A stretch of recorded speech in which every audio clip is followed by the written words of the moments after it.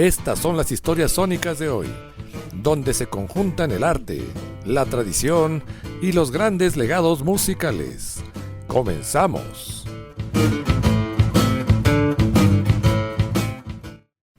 Hola amigos, ¿cómo están? Qué gusto saludarlos nuevamente. Yo soy Tere Chacón y estoy feliz de estar con ustedes. Historias Sónicas, es una coproducción entre Xolotl, Cabina de Radio y SBC. Y el día de hoy nos vamos a enfocar en hablar de alguien fundamental, una persona que sin miedo a decirlo cambió la historia de la discografía mundial sin problema alguno.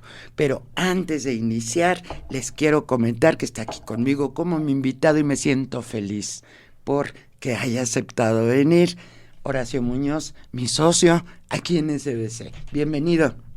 Hola, Tele, muchas gracias por la invitación. Me siento yo honrado también de poder estar aquí en Historias Sónicas, otra emisión estelar. Y como bien comentaste, hoy vamos a tocar la vida de una persona que cambió el siglo XX y posterior, no nada más de la música, yo creo que también de todo tipo de expresiones artísticas. Nada más ni menos que John Lennon. Nada más, nada menos. ¿Qué más se le puede pedir de la vida? Pero antes de empezar, quiero comentarles, amigos, que nos pueden encontrar en diversas redes sociales como SBC o el Círculo Beatle Corporativo, que son las siglas, por supuesto.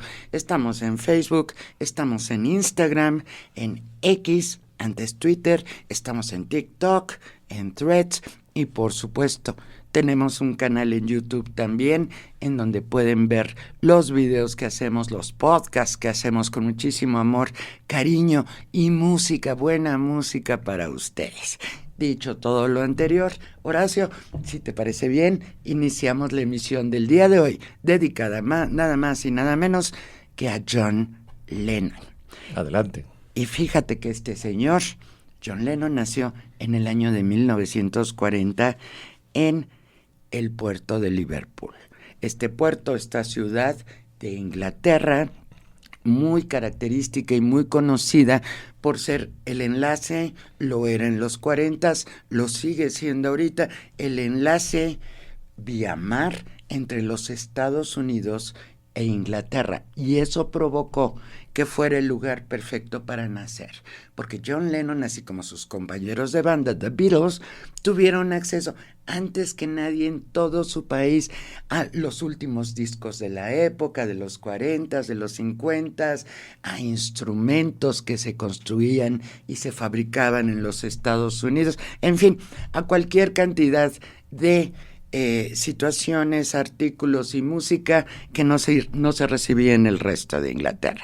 Su mamá, Julia Bird, originalmente también conocida como Julia Lennon, fue hija de un par de señores, todos conservadores del puerto de Liverpool. Tenía varias hermanas, pero ella era la hija rebelde. Ella era la que se salía, se escapaba de la casa, se iba a fiestas, regresaba. Y bueno, pues un día de esos conoció a un señor llamado Fred Lennon, que trabajaba en buques, en estos barcos, embarcaciones que iban de Liverpool al resto del mundo, también a los Estados Unidos. Dicen por ahí que estuvo en Tampico, en la cárcel alguna vez. Y bueno, pues este señor Fred Lennon y Julia Bird se enamoraron y se casaron sin invitar a nadie. Como para qué invitamos a alguien, nos vamos al registro civil, nos casamos, la pasamos bien, celebramos yendo al cine o yendo a comer al restaurante de junto. Y bueno, pues después de este hermoso momento, Horacio, pues Fred tuvo que regresar a su trabajo, a embarcarse, a servir en un buque, también era mesero, y Julia se quedó sola con la sorpresa de que estaba embarazada. Así es, Tere. Como bien comentas, la ciudad de Liverpool, al norte, era el enlace entre los Estados Unidos e Inglaterra, y por lo mismo también fue objeto de muchos bombardeos en la Segunda Guerra Mundial. Trataban de cortar ese suministro que llegaba por la parte de Estados Unidos.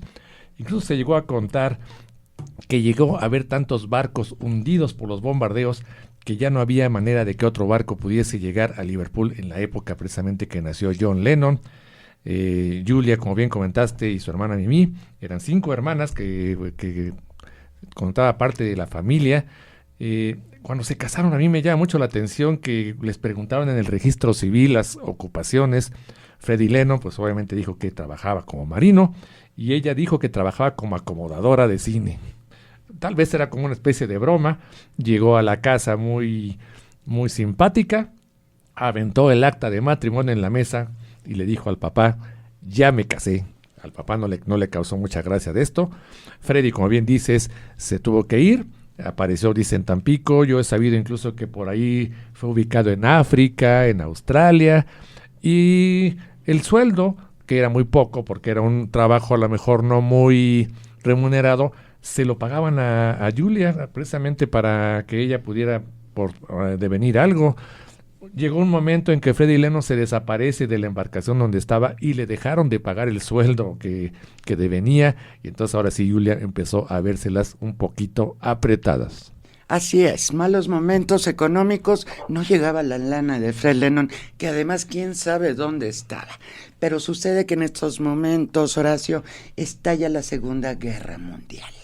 Y en una de esas apariciones raras que tuvo Freddie Lennon en alguna ciudad del mundo, pues le escribió una carta a Julia y le dijo: mira, la situación está muy mal, la guerra es inminente, se vienen tiempos inciertos, tú diviértete en lo que puedas, pásatela bien, yo veré cómo regresar. ¿Y qué crees? Le tomó la palabra, pero enseguida. Muy bien. Tanto así que pronto se embarazó nuevamente de una chiquita, de una niña que nació y que dio en adopción. Pero entonces el padre de Julia pues decía: bueno, pues ¿a qué estamos jugando?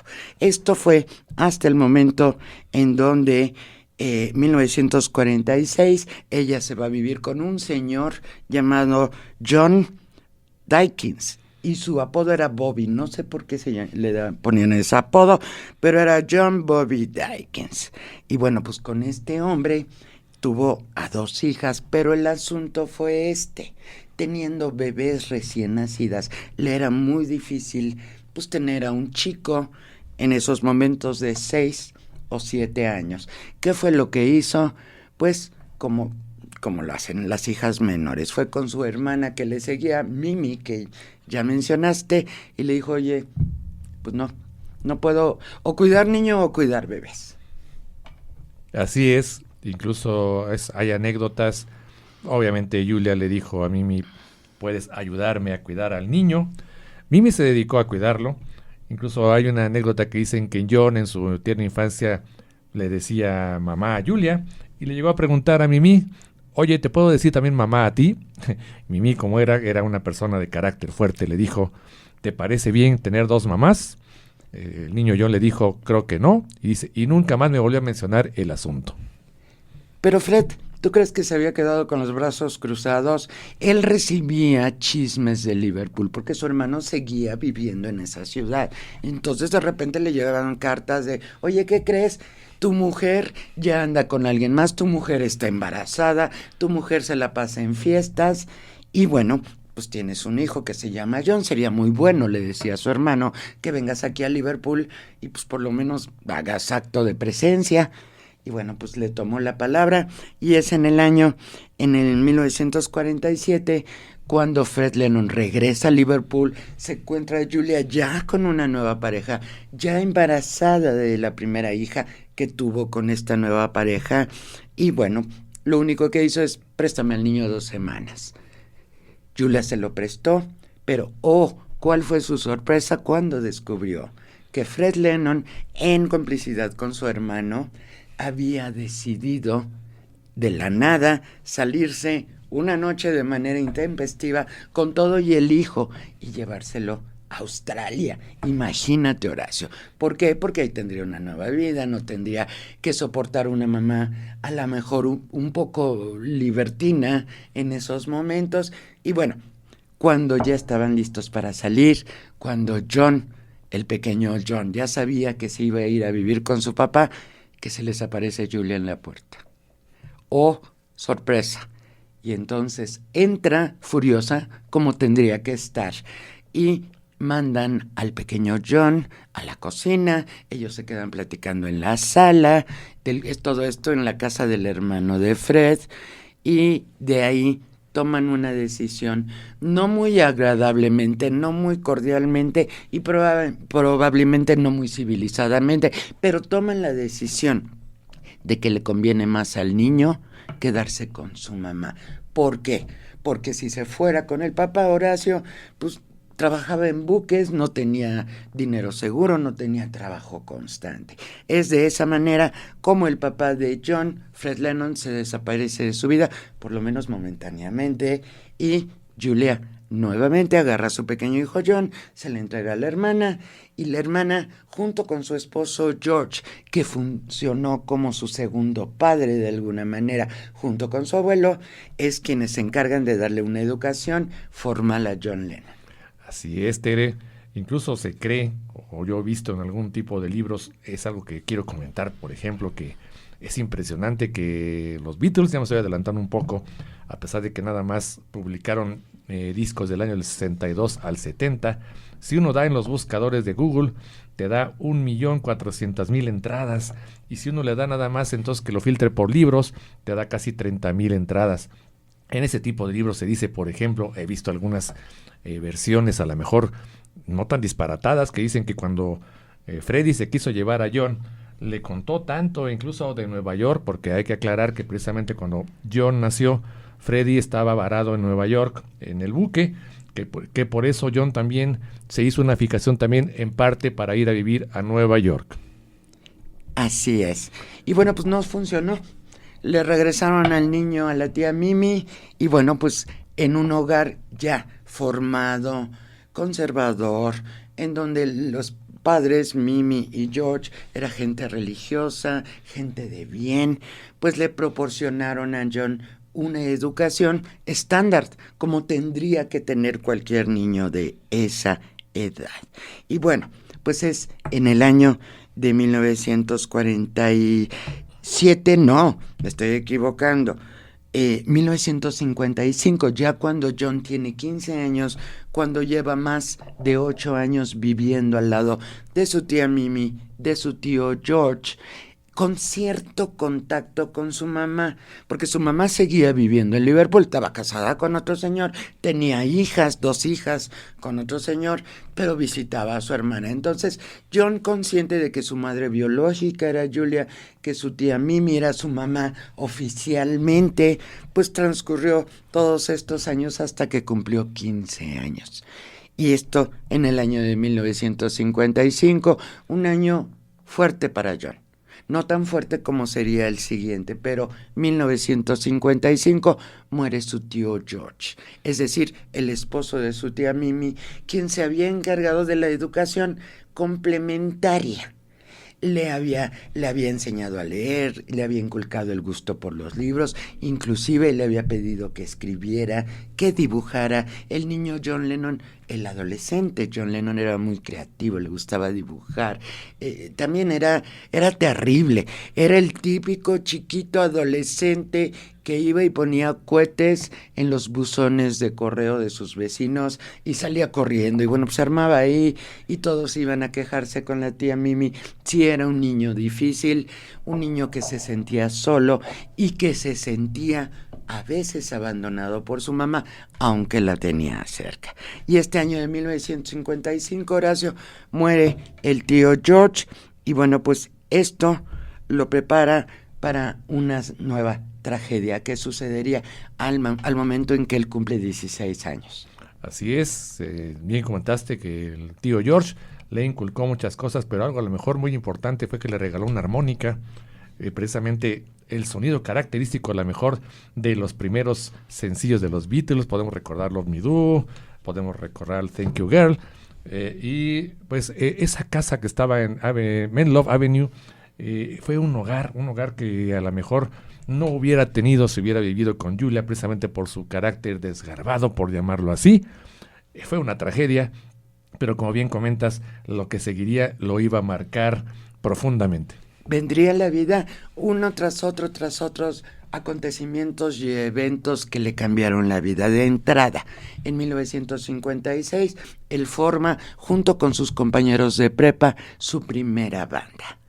Y esta se dedicaba a tocar un ritmo muy popular en el momento en Inglaterra, llamado skiffle, y era popular porque los instrumentos se podían armar en la casa. Acústicos, 100%. Acústicos totalmente. Por ejemplo, el bajo se basaban en una de estas tinas en donde se lavan ropa, y de esas tinas anchas la ponían al revés. Se ponían unos dedales de metal y le pegaban a Exacto, y también le ponían un palo de escoba. Así es. Y las cuerdas las ajustaban de la parte de arriba. Pues eso era un bajo. Así es. Y este ritmo skiffle, obviamente, pues tenía muchos seguidores porque los chicos de esas edades no tenían que pedir instrumentos musicales profesionales. Se llegó, perdón, Tere, a hacer un recuento que llegaron a existir casi 50,000 bandas de skiffle en Inglaterra.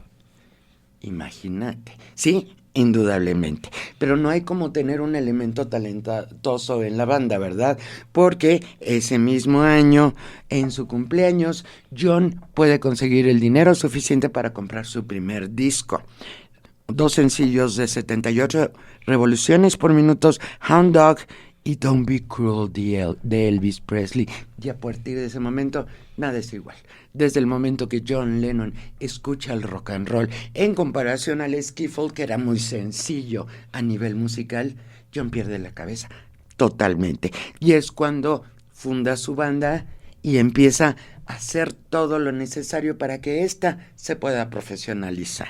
Así es, los jóvenes de Liverpool tenían, como bien comentaste, debido a que los barcos llegaban de Estados Unidos, los famosos Canard Yankees, les llamaban así, llegaban con los discos y los jóvenes estaban esperando, los que tenían el dinero, como bien comentaste, para comprarle a los marineros que llevaban los discos, porque ya sabían que los iban a vender muy bien, y sobre todo ya esa ambición que tuvo de decir, yo también quiero tener mi banda, pues hizo que a lo mejor eso era un parteaguas en la historia mundial de la música. Indudablemente. Y para 1957 el grupo de John con sus cuates de prepa, llamado The Quarrymen, y este nombre se debía a que la escuela en donde ellos estudiaban era The Quarry Banks School, ¿correcto? Correcto. Y bueno, pues ese año logra John conseguir una primera presentación de su banda, una primera presentación pagada. Imagínate toda la emoción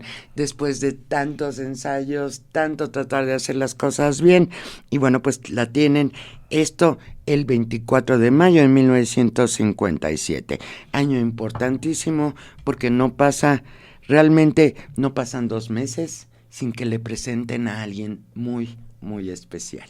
Así es, yo creo que los tiempos son perfectos y un amigo en común, pues presentaron a lo que iba a ser la dupla más famosa, la mejor del siglo XX, no me creo que me esté exagerando en decirlo, eran muy dispares las personalidades, sobre todo la de John, que en aquel entonces era el rebelde, y el amigo que presentaron, que es el famoso James Paul McCartney, era el niño bueno que llevaba en bicicleta con su guitarra a la espalda. Niño bueno. Su madre había muerto hacía unos pocos años, su padre era un señor muy conservador, gente devota, gente católica. Importante decir que los 4 Beatles nacieron en hogares católicos, no es la excepción John Lennon, y bueno, pues conoce a Paul. Paul tenía una ventaja, él sí sabía un poco más de música que John, porque su padre había estado en algunas orquestas, tenían un piano en casa, tenían nociones musicales. Así es, el buen Gene McCartney, que siempre comenta Paul que en las Navidades se unían alrededor del piano a tocar y él precisamente se empezaba a empapar de todo lo que eran los ritmos musicales, y el papá, como bien dices, fue una gran ventaja porque nunca le dijo que no a su hijo, a sus aficiones musicales. Imagínate, en el primer encuentro que tuvieron John Lennon con Paul McCartney, Paul se dio cuenta que John tocaba acordes en la guitarra, pero acordes de banjo, porque ese era el instrumento que su mamá Julia tenía y con el cual le había enseñado a tocar. Y también se dio cuenta que la guitarra no estaba nada afinada. Le dijo, a ver, pásame, te afino tu guitarra. John Lennon se impresionó mucho porque no tenía ni idea de cómo afinar una guitarra. Y pocos días después de este evento, Paul recibe la invitación oficial para unirse a The Quarrymen. Este nombre de banda fue cambiando hasta que llegaron a The Beatles. No fue inmediato, pero por lo pronto eran The Quarrymen. Paul acepta. Muchos o un par de los amigos de John Lennon de su escuela que estaban formando la banda, pues no les hizo muchísima gracia, pero bueno, pues terminaron aceptando porque el líder era John Lennon, ¿correcto? Y no pasaron muchos meses. En diciembre de este año 1957, Paul le dice a John: oye John, fíjate que yo conozco a un chamaco, es más joven que nosotros. John Lennon tenía 17 en este momento, Paul tenía 15 y el más joven que nosotros significaba 14 años de edad.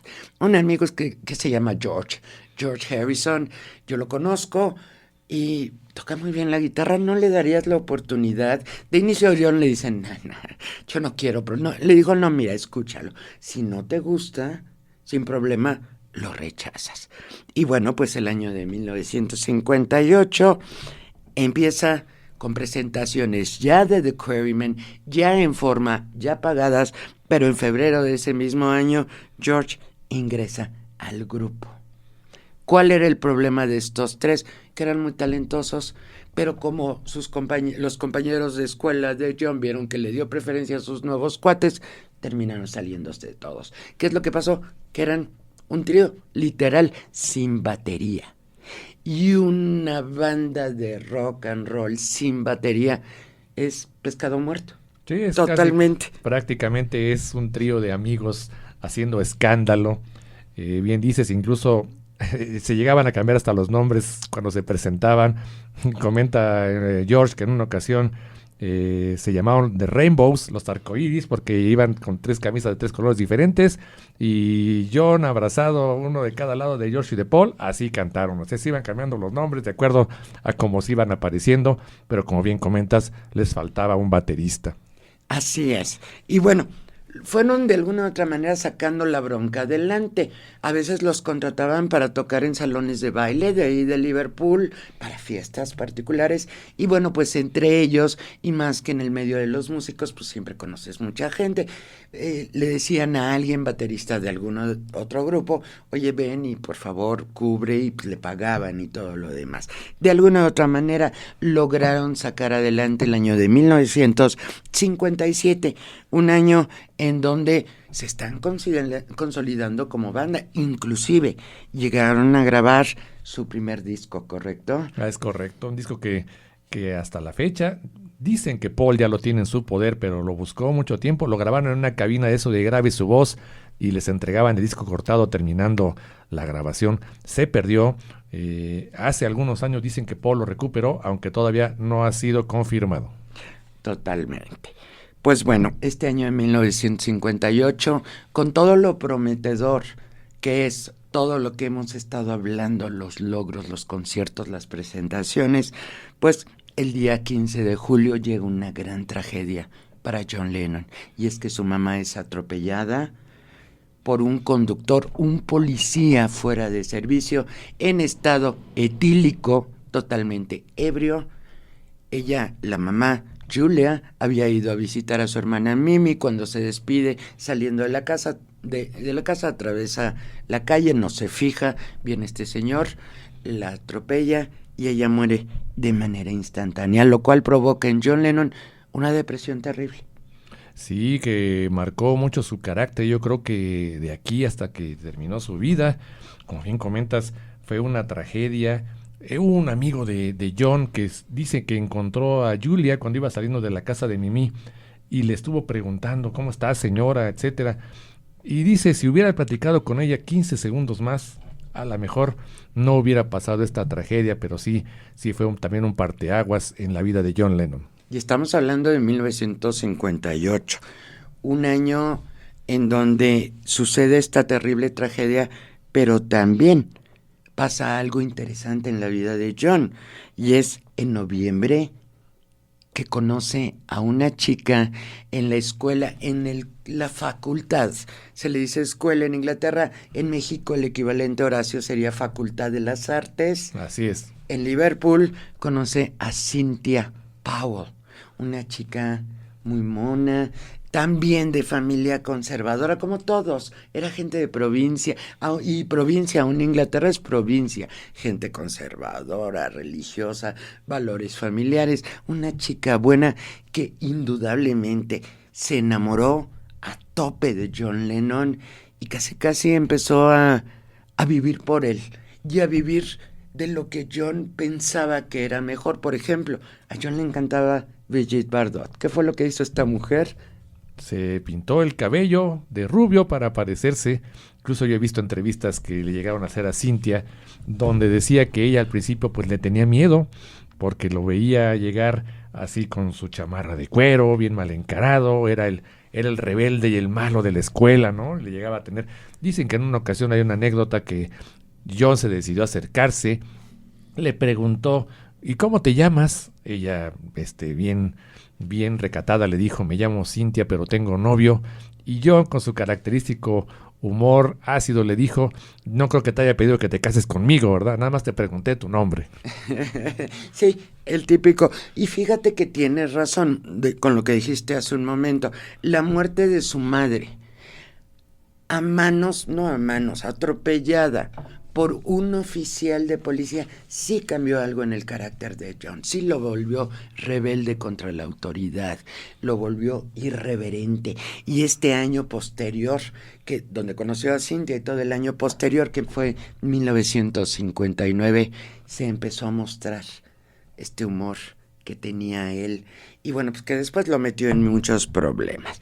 Pero vamos al año de 1960, nueva década en Inglaterra, una década de grandes cambios, pero apenas este es el primer álbum de la década. Ya para ese momento se habían consolidado como banda, habían tenido un chorro de nombres, pero seguían John, Paul y George juntos, y algún baterista que se prestara para estar con ellos en alguna presentación. Y ahí es donde por primera vez un empresario de Liverpool los toma en serio y los empieza a representar. Esto fue el señor Alan Williams, que tenía un club nocturno, claro. Le convenía, era representante, los muchachos eran talentosos, los presentaba en su club y bueno, pues cerraba seguramente varias cosas. Y es este hombre el que de alguna de otra manera les dice, a ver, les comento, se están abriendo en Hamburgo, Alemania, plazas en diferentes bares para bandas como ustedes, que sean jóvenes, que no estén casados, que no tengan problemas en ir por 1, 2, 3 meses a hacer una temporada en estos bares de Hamburgo. Ahí mismo les dan alojamiento, ahí mismo van a conseguir dónde comer, y pues a lo mejor sería bueno con ustedes. Nada más que hay una bronca, Horacio. No tienen baterista y no pueden ir. ¿Y qué es lo que pasa? Bueno, para entrada, Alan Williams ya había reclutado varios grupos de Liverpool. En aquel entonces los conocidos como todavía Johnny and the Moondogs, eran el grupo, como que se puede decir, el grupo paria de entre el universo musical, que incluso los demás grupos, cuando se enteraron que los iban a llevar a Hamburgo, dijeron, no los traigas, si traes algo así como los Beatles, vas a echar todo a perder y vas a quitarnos público. Más que eso, como les faltaba un baterista. Johnny and the Moondogs habían estado tocando también algunas presentaciones en el Casbah famoso de la señora Best, que tenía un hijo llamado Peter y que estaba empezando a tocar la batería. Sobre todo se fijaron en él porque había comprado una batería, porque otra cosa era que supieras tocar la batería y otra cosa es que tuvieras un instrumento propio. Así es, tenía batería, ¿no? Vámonos. ¿A ti qué te preocupa si sabe tocar, si no sabe tocar? Vámonos. Y bueno, pues se embarcan esto en agosto del año de 1960 a nuevas tierras. Por ejemplo, George Harrison seguía siendo menor de edad. Bueno, pues su papá tuvo que firmar ahí algo para que pudiera salir del país y llegan a Hamburgo. Oh, gran sorpresa, en Hamburgo, otro país, otro idioma. Nunca se les ocurrió que el lugar donde iban, dentro de la ciudad de Hamburgo, que es un puerto también, donde iban a trabajar, pues era la franja de la prostitución, nunca se les ocurrió, ¿verdad? Pues ahí fue donde llegaron. Y bueno, pues llegaron con un señor que hablaba alemán, Bruno Koschmider, el dueño del club nocturno, que además gritaba en alemán y fuertemente, y ellos no entendían absolutamente nada.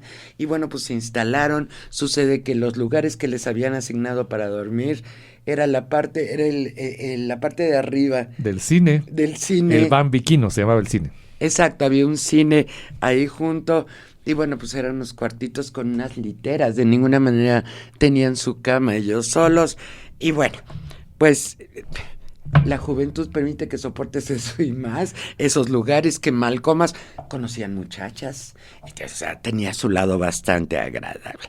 Y bueno, pues de repente, 2 meses después, alguien se da cuenta que George Harrison es menor de edad y lo acusa con la policía. Y es deportado de un momento a otro de Hamburgo, por supuesto, a Inglaterra. Y ahí es cuando pues tienen que terminar este contrato inicial de 3 meses y pues se regresan a Inglaterra todos cabizbajos. John muy triste, sin saber qué iba a hacer para volver a levantar su grupo. Pero al final ya tenían baterista, que era Pete, también vivía en Liverpool. ¿Qué fue lo que hizo John? Sí, o regresando un poco, mucho se cuenta que esa deportación fue una especie de venganza de precisamente Bruno Koschmider, porque los Beatles en aquel entonces decidieron firmar con otro empresario en Hamburgo y él lo tomó como una traición y dicen que él fue el que fue a acusarlos a la policía de que George era menor de edad. Y por otra parte acusó a Paul de que había tratado de quemar el cine Bambiquino, porque Paul cuenta que llegaron en la noche un día, no veía nada, se le ocurrió prender un cerillo, lo acercó, dice que a una cortina, se prendió la cortina, lo apagaron, pero para mí por eso los acabaron deportando. Y bueno, regresando a lo que me dijiste, Tere, ya estaban en Liverpool y entonces lo que deciden primero es ver qué iban a hacer. Para aquel entonces Stuart Sutcliffe, que era amigo de John, pues él no estaba muy entusiasmado con seguir en la banda, aparte de que no sabía tocar muy bien, por eso incluso tocaba un poquito de espaldas para que la gente no se diera cuenta de esto. Así es, entonces regresan a Liverpool. Stuart decide quedarse en Alemania porque había conocido una chica muy guapa. Astrid, efectivamente. Y bueno, pues John dice, bueno, pues si ya estamos en Liverpool, ¿por qué no empezamos otra vez de cero? Y empieza a conseguir presentaciones y más presentaciones. Todo el año de 1961, Horacio, John y Paul y George, por supuesto, con Pete, que ya era su baterista de cabecera. Ya eran un cuarteto, porque antes eran 5. Y bueno, regresando nada más un punto, había dejado Stuart ahora sí que la posición de bajista. Nadie quería ser el bajista, porque el mismo Paul dijo, cuando nos hablaban del bajista, siempre como que nos hacíamos la imagen de que era el señor gordo que siempre está tocando. Nadie quería hacerlo, pero a final de cuentas yo acepté. Así es. Efectivamente. Y bueno, pues sucede que todo el año 1961 empiezan cada vez más a tener presentaciones, a salir de gira dentro de Inglaterra, dentro de su propio país, de ninguna manera como el acto más importante, eran el acto abridor de algún otro artista mucho más famoso que ellos. Todo eso aunado a las noches larguísimas de tocar en Hamburgo 7 horas seguidas, teniendo un repertorio muy precario, repitiendo canciones y montando nuevas canciones cuando se podía, pues lo que hizo de estos 4, bueno, pues hizo que se convirtieran en músicos fabulosos. Y para 1962 es cuando tienen un nuevo representante, Brian Epstein, quien les consigue una audición finalmente en EMI, Parlophone. EMI, en ese momento, como lo sigue siendo ahorita, una discográfica de primerísimo nivel a nivel global, pues había aceptado a alguien llamado George Martin a escucharlos, que fueran a hacer una audición. Entonces van y hacen su audición. Así es, hicieron la audición. George Martin en aquel entonces tenía fama de ser un poquito aventado, arriesgado. Él se iba precisamente por nuevos artistas, buscando encontrar lo que era la mejor para él, su mina de oro, por decirlo así, pero les dio la audición, como bien comentas. Brian Epstein ya había llegado con él, con un disco de una primera audición para la empresa Decca, que les había hecho en enero. No los habían aceptado, pero cuando George Martin escuchó ese disco que era de muestra que había quedado, él dijo, les voy a hacer la audición. La audición transcurrió sin ningún problema. Solamente cuando terminó la audición le comentó a Brian Epstein, el grupo está muy bien, me gustaron, pero fíjense que veo que su baterista no tiene el punch que debe de tener, y si una buena banda sin un buen baterista no va a triunfar. No había pasado que también ellos como que estaban pensando lo mismo, incluso sobre todo porque dicen que Peter Best, o Pete Best como se le conoce, tenía un carácter que era demasiado tranquilo, y eso como que no encajaba mucho con la parte de ellos que eran más alegres, más desgarbados, y Pete siempre era el que decía, yo ya acabé, yo ya me voy a mi casa, con permiso. Y eso también como que no les empezaba mucho a gustar a ellos. Y no se quedaban las fiestas post-tocada, que son típicas de cualquier banda. Importante también decir, Pete Best, esto dicho por una mujer, pero leído sobre miles de mujeres, era el más guapo de los cuatro. Y por ende, pues John Lennon, así que digas cuánto lo quería, no. Y Paul McCartney menos, ¿verdad? Ni hablamos del tema. Ajá. Bueno, pues el asunto es que George Martin dice, muy monos los chicos de Liverpool, sí, pero el baterista no está al nivel, no suena profesional. Hay dos opciones, o consiguen uno nuevo, o cuando graben aquí en el estudio, conseguimos un baterista de sesión. Y no se va a notar, porque en las presentaciones en vivo, pues todo el mundo, nadie se va a dar cuenta que es él. Pero bueno, agarraron esto para decir, no, ya hay que sacarlo. ¿Y qué es lo que pasa? Que en ese momento John Lennon agarra el teléfono y le habla al que era considerado el mejor baterista de todos los bateristas del puerto de Liverpool, Ringo Starr, que en ese momento estaba en otra banda. Le habló porque estaban de gira en París, y le habló y le dijo, oye, regrésate, pero ya, porque apenas regreses vas a ser parte de The Beatles, ya con este nombre definitivo, después de haber cambiado una serie de nombres. Y es así como Ringo Starr entra a este grupo, que ahora sí son los Beatles que conocimos. Pete Best sale y le va muy mal. Tendríamos que tener un día un programa de Pete Best. Le va muy mal, sufre mucho, pero también este año es importante, el año de 1962, porque John finalmente se casa con su novia Cynthia Powell, la que había adquirido cuando murió su mamá, pero además ella estaba embarazada. Entonces era así como que te casas, familias conservadoras. Y bueno, pues finalmente se casaron, y su primer hijo, Julian Lennon, nace en el año de 1963, pero me estoy adelantando porque también en 1962 con George Martin, y ya con una disquera de gran nivel, sale al mercado el sencillo Love Me Do y P.S. I Love You, haciendo una gran diferencia, volviendo un grupo local, convirtiéndolo prácticamente en un grupo internacional. Sí, nacional en aquel entonces todavía. Aparte, para poder entrar en las listas británicas, tenían que haber vendido 10,000 copias de su primer sencillo. Dicen que la mayoría los compró Brian Epstein. Incluso llegó un amigo a ver a Paul McCartney en esos días, que le pidió, préstame dinero para un café, ¿no? Porque no traigo ni siquiera ni para el autobús. Y dijo, pues, ¿qué te pasó, Paul? Y le dijo, pues es que alguien tenía que pagar todos los discos que Brian compró. Así es.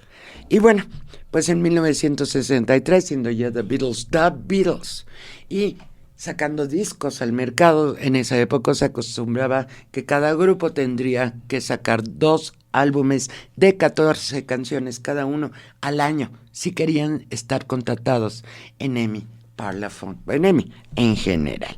Y bueno, pues empiezan a salir los discos. Vamos a tratar de no extendernos demasiado en estos 10 años, porque la última parte de la vida de Lennon es desgarradora. Así es. Y es muy conmovedora, y queremos llegar a ello.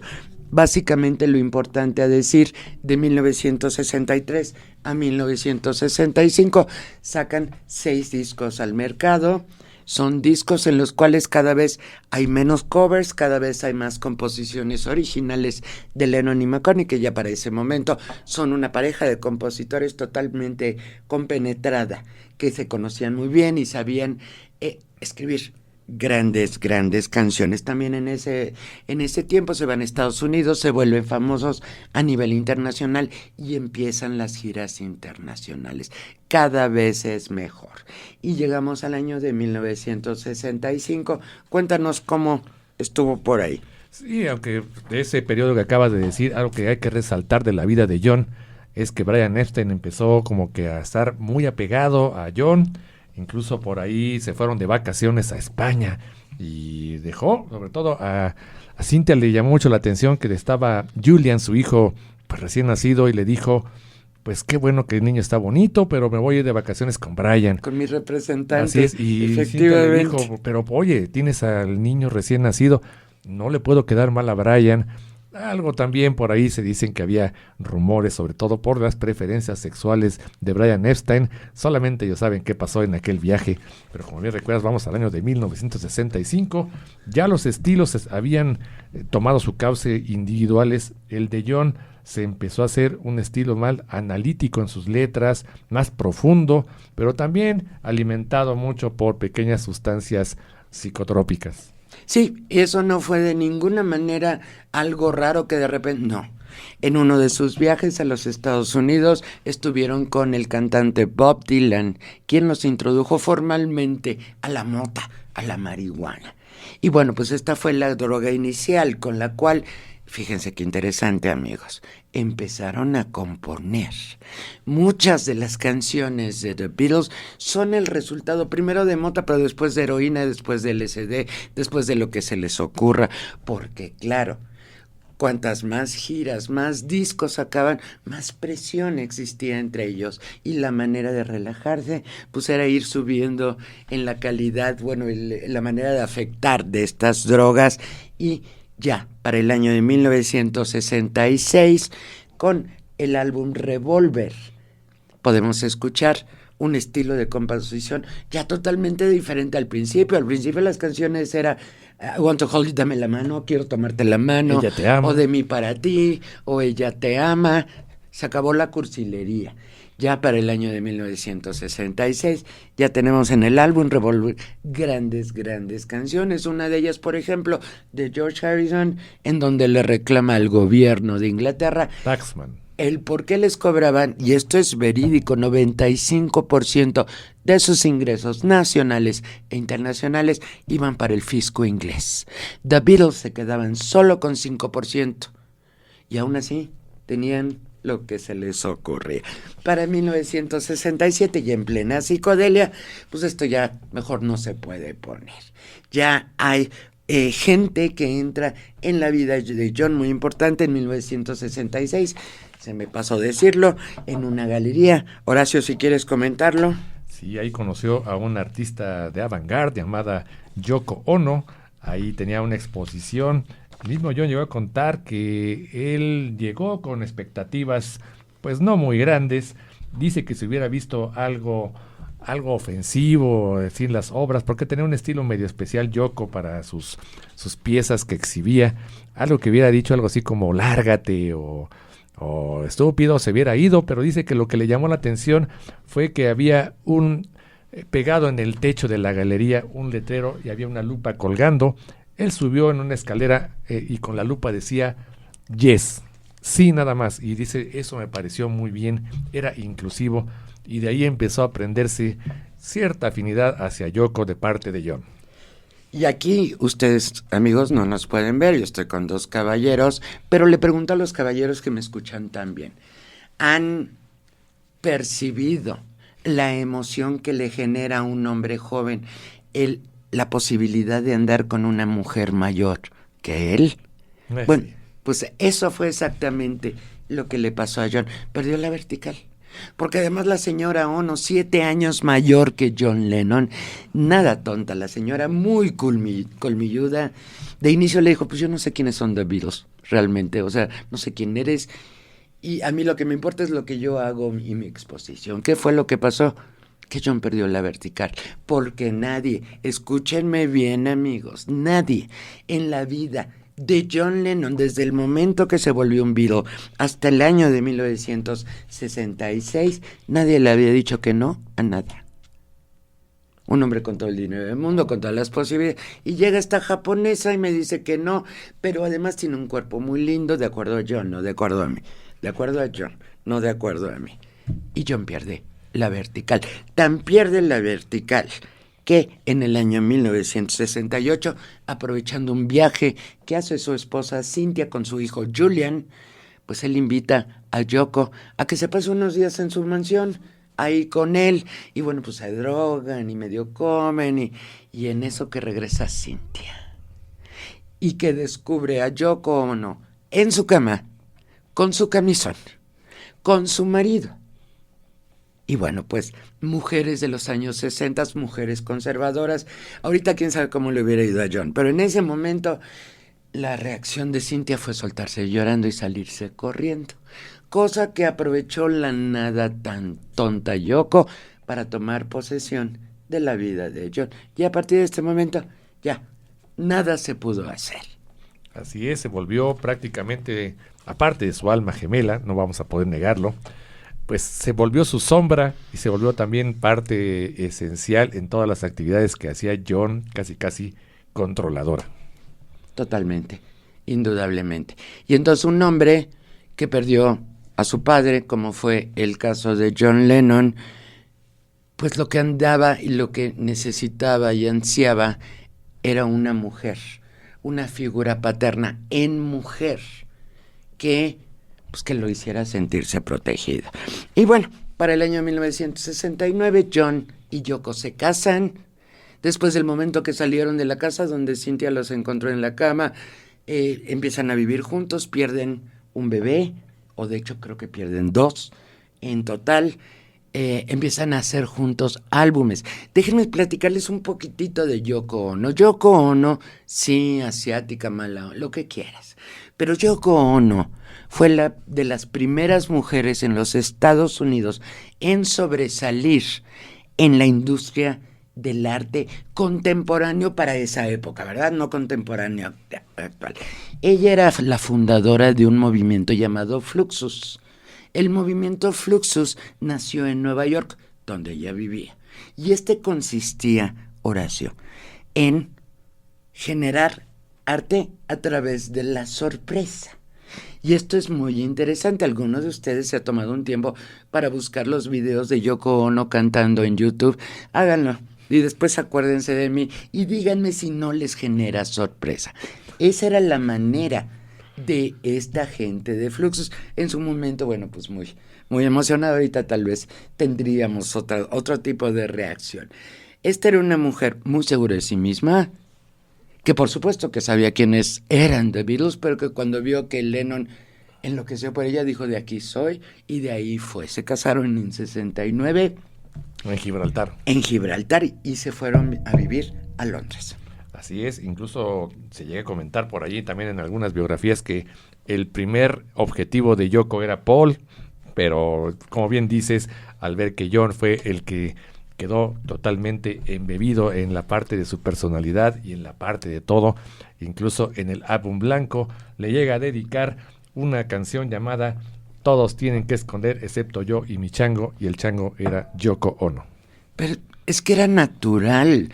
Fíjate, todos los que eran amigos de John Lennon cuando estaba en The Beatles, toda la prensa que rodeaba a The Beatles en Londres, en Inglaterra, la gente del trabajo de los estudios de grabación, todos se sorprendieron cuando John Lennon dejó a su linda esposa güerita británica por una mujer asiática, chaparrita, flaquita, que a nadie le caía bien y que además parecía que lo tenía estupidizado.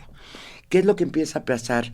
Que no puede salir a la calle Yoko Ono ni John Lennon sin que la gente les aviente piedras, les los insulte, y es entonces cuando deciden ir a buscar a la hija de Yoko, porque Yoko tenía una hija, no lo mencionamos, tenía una hija y tenía un marido. Kyoko con K, así se llama. Kyoko con K. Así se llama. Tenía una hija, tenía un marido que vivían en Estados Unidos. Cuando ella conoció a John Lennon, Y entonces también lo votó sin problema alguno para empezar a andar con John. Bueno, pues para el año 1970, ya con la separación de The Beatles en forma, pues no les queda más que irse a vivir a Estados Unidos, o por lo menos empezar a abrir camino en Estados Unidos, porque también hay otro detalle muy interesante. Con la disolución de The Beatles, vamos a hablar algún día en un programa de esto, pero cuando se separan The Beatles, Paul demanda ante la alta corte de Londres a sus 3 compañeros de banda, no por otra cosa, sino porque no estaba de acuerdo con el representante que tenía, y la única manera de detener las actividades de este señor, Allen Klein, sí, era demandar a George, a John y a Ringo, por supuesto. ¿Qué es lo que pasa cuando te demandan? Se congelan tus cuentas. Y entonces ninguno de The Beatles podía sacar de sus cuentas las regalías generadas por su música. Todos se la pasaron muy bien, muy mal, pero más John. Es por esto que esta es la última razón por la cual se van a Estados Unidos. ¿Por qué? Porque si tú llegas a Estados Unidos y empiezas a generar nueva música, las regalías van a ser originarias de Estados Unidos y no del país en donde mis cuentas bancarias están congeladas. Así es, Tere, y regresando a ese rompimiento, John siempre se consideró el jefe de la banda, fortuito fundador, y él dice que le dolió mucho que Paul se le hubiera adelantado, porque dicen que él ya había anunciado meses antes que se quería salir de la banda, pero Allen Klein, el representante, lo convenció de esperar, debido a que estaba él precisamente haciendo un nuevo contrato de regalías con EMI. Le dijo, si anuncias tu salida, John, ¿me vas a tirar la negociación? John, por consejo de Yoko, no sé por qué, a lo mejor muy materialista la señora, le dijo, aguanta, no anuncies esa disolución, pero Paul se le adelanta unas semanas, más bien, adelante ese anuncio unas semanas después, y entonces John quedó muy dolido de ese anuncio de Paul. Y muy enojado. Enojado. Muy bien, Horacio, tratemos de adelantar porque nos quedan pocos minutos y vamos a hablar de la vida de John y de Yoko en Estados Unidos a partir del año de 1972, que llegaron a Estados Unidos. ¿Por qué habían llegado? Bueno, ya lo platicamos, nuevas regalías, la posibilidad etcétera, de encontrar la hija de Yoko, no tener el rechazo de la sociedad. ¿Qué es lo que pasa? Bueno, de entrada, empiezan a trabajar y de aquí salen grandes álbumes solistas de John Lennon, siendo el primero de ellos John Lennon Plastic Ono Band, pero el segundo de ellos Yoko Ono Plastic Ono Band. Yoko nunca volvió a permitir que John fuera el solista. Si salía un álbum de él, tenía que salir un álbum de ella, o en su defecto, si salía un álbum, ella tenía que tener el mismo número de canciones. ¿Qué es lo que vienen? 5 años de trabajo en la industria discográfica, todos controlados por Yoko Ono, a nivel económico y a nivel cronología. ¿Cuál fue el problema? Que en un momento de gran ansiedad, que se le daba muy bien a John, y de gran consumo de heroína, Yoko Ono logró que John Lennon le firmara las regalías de todo lo que generaban sus discos de The Beatles y de todo lo que generaban sus discos solistas. Le entregó, Horacio, la vida. Y si quieres, vamos a 1974, cuando John quiere escapar y mejor decide regresar. Sí, un periodo llamado el fin de semana perdido, donde precisamente ya no estaban en muy buenos términos en lo que era una relación de pareja, y otra vez la señora Ono, pues muy calculadora, dice, vamos a abrir esa olla de presión y vamos a dejar que mi marido pues como que se desahogue un poquito, saque el estrés, y entonces decide que es bueno que se vaya con otra mujer, y para esto escogió a la que era su secretaria, May Pang, que dijo, esta es la que está de acuerdo para que John pueda tener su fin de semana perdido. Y yo ahora me voy a dirigir a las mujeres que me están escuchando. ¿Ustedes conocen a alguien que le diga a su marido, ¿sabes qué? Te me largas de mi vida ahorita, pero no te vas a ir solo, yo te voy a escoger con quién te vas a ir. Y me vas a informar cada semana qué están haciendo. Exacto. Y después, si quieres regresar, vas a tener que suplicarme. ¿Y qué creen que pasó? Regreso. y lo suplicó. Habiendo estado unos meses, 8 o 10 meses con May Pang, pues John y Yoko regresaron como pareja amorosa en 1975 y ahí sucede un milagro. Se embaraza Yoko. Así es, pero regresando a ese periodo de fin de semana perdido, para mí es uno de los periodos creativos de John que fueron de los mejores, precisamente cuando salió el álbum Walls and Bridges. Es un álbum excelente y la verdad yo pienso que sí le ayudó mucho ese desahogo. Sí, y fuera lejos de Yoko, indudablemente su creatividad se disparó. Pero, pues en algún momento él dice, no, yo sin Ma no puedo. Le decía Ma a Yoko Ono, imagínense por qué. Y bueno, pues en partir de 1975 nace el único hijo de Yoko Ono y John Lennon, que se llama Sean. Y bueno, pues este chico trae mucha alegría, indudablemente, a la vida de sus padres, pero Yoko ya estaba cansada y llegó el momento en que le dijo, mira John, vamos a hacer esto. Yo me voy a encargar de los ingresos de esta casa, de manejar las regalías, de hacer las inversiones. Ellos vivían en un edificio de Nueva York. Dakota. El Dakota. Y le dijo, vamos a comprar todo el piso de abajo y nosotros vivimos en el piso de arriba. Todo el piso de abajo van a ser mis oficinas y yo todo el día me voy a ir a trabajar. Tú dedícate a ser amo de casa y a cuidar del bebé. Esto en 1976. ¿Qué es lo que pasa? John se lo tomó muy en serio. Nada más un paréntesis, precisamente el edificio Dakota es parecidísimo al edificio que estaba en Strawberry Field en Liverpool. Se cree que también John por eso quedó encantado. Si uno ve fotografías tanto del edificio Dakota y del orfanato que estaba en Strawberry Field, son idénticos en arquitectura. Muy bien. Pues bueno, sucede que para el año 1976, ya con el encargo de parte de Yoko de cuidar el bebé, pues al principio muy padre, ¿verdad? Pero después, ¿qué hago con mi tiempo? John empieza a cometer un error muy grande. Se empieza a drogar cada vez más y más, a deprimirse más, a sentirse más vacío. Ya no es creativo, ya depende del dinero que le da Yoko para vivir, en fin. Hasta que llega un momento en 1980, donde ellos se separan. Él se va a las Bahamas con su hijo, porque Yoko ya se quiere divorciar. Yoko ya metió otro monito a vivir con ella en el piso de abajo. Exacto. Ya tiene un amante oficial. Y John pues está cuidando al niño. Llega un momento en donde se va a las Bahamas y ahí se despierta la creatividad. Y es de ahí de donde sale el disco Double Fantasy, la posibilidad de que regresara nuevamente a el mundo discográfico. Así es, y por algo el sencillo era lo que se llamaba, era como volver a empezar, Just Like Starting Over. Era un reinicio para John, que estaba muy animado precisamente por ese nuevo periodo que se le venía de creación artística, pero ya sabemos que no pudo a lo mejor cosechar lo que él estaba pensando al haber sembrado.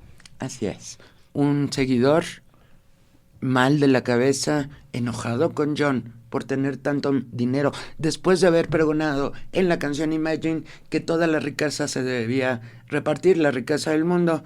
Llega a la ciudad de Nueva York por segunda ocasión, el día 8 de diciembre, espera a John Lennon a la salida de su casa del edificio Dakota, y bueno, pues John estaba grabando ese día en un estudio lo que sería el álbum siguiente de Yoko. Bien canjón.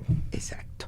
Y regresan, y pues lo que le espera a John Lennon esa noche son 5 balazos, de los cuales 4 aciertan, y bueno, pues lamentablemente John, con todos sus planes, con toda su emoción, muere ese día. Así es, fue una tragedia. Hablando ya de los aspectos médicos, dicen que los balazos no lo mataron, porque incluso lo encontraron los policías todavía agonizante, y cuando lo subieron a la patrulla le preguntaron, ¿sabe usted quién es? Él contestó así, balbuceó, soy John Lennon, y el diagnóstico oficial, más bien forense, fue que murió desangrado más que por los balazos. Y bueno, pues a partir de ese momento el mundo soltó el llanto. 2 días después, ya 3 fans de The Beatles se habían quitado la vida en negación, en tristeza a partir de este momento. Y bueno, cambió la vida esta situación del resto de The Beatles. Tuvieron que cuidarse más, buscar protección, y John Lennon consiguió algo que ninguno de otros de sus 3 compañeros pudo conseguir: la santificación.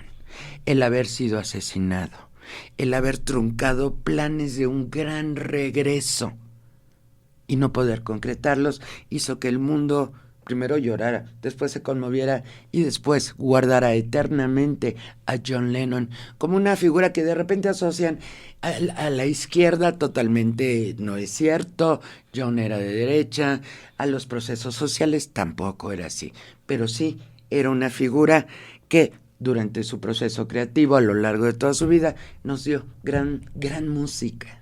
Así es, y así como John consiguió esa santificación, pues Yoko también consiguió por lo menos el respeto. Ya no era que causa de burlas de muchos fans.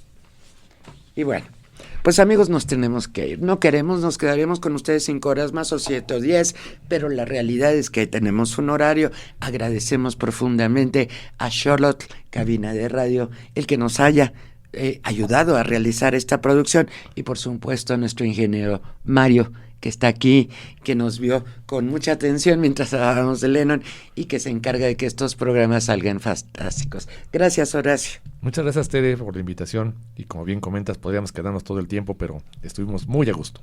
Esto fue Historias Sónicas.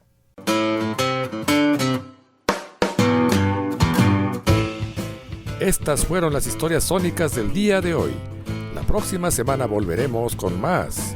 No lo olvides, te esperamos.